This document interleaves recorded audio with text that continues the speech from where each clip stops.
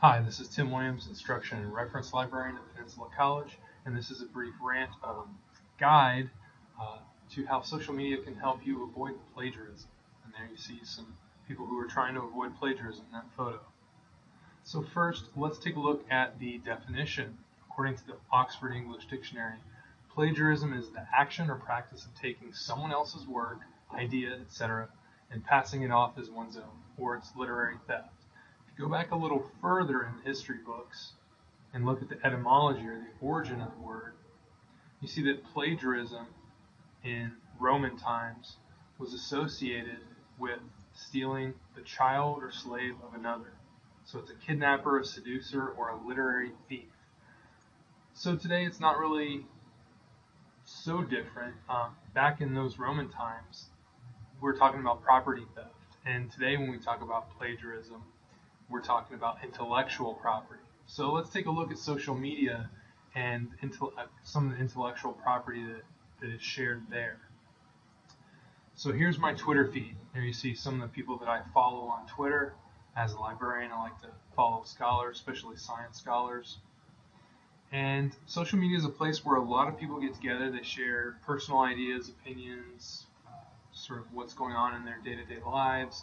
But you also see some people posting about where they're passionate, where they work. So there's a lot of different information there, formal and informal, reliable and otherwise. So here you see in my Twitter feed, this is an article, description of an article that's been retweeted. And so if you're not familiar with Twitter and retweeting, it's essentially sharing a link to the original source. And when we're talking about plagiarism, we don't do any retweeting. We don't indicate who the original source is because we're saying I came up with this. We're not citing, we're just essentially copying and pasting an idea and putting it in our own academic work. So Twitter and Facebook and other Google+, other social media, they have a technology that allows them to not plagiarize essentially. And so I think that social media is a great way to talk about plagiarism and citation and why it's always important to show the original source. So let's say I'm doing a paper on birth rates and how populations are going down, and I see this quote in my Twitter feed and I'm like, oh, thank goodness, I need to find some sources for this. So I just copy and paste that sentence into my paper and just put that in there with no explanation, no original source. See, that's problematic for two reasons. Number one, I'm not saying who the original author was or who the original source of this information was.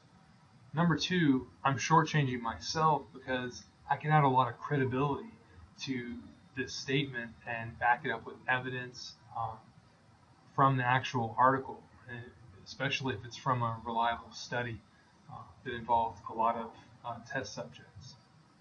So a couple reasons why it's really, really important to cite.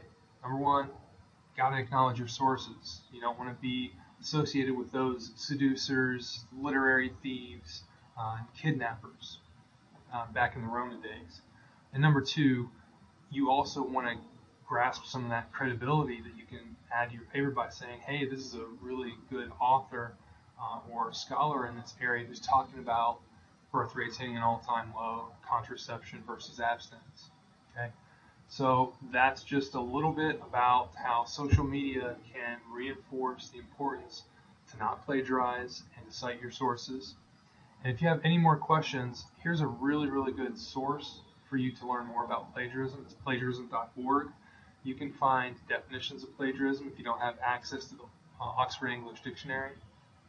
And you can also find information about citing, like how do I cite, what is a citation, what does it include when I'm not talking about retweeting and linking stuff on Facebook.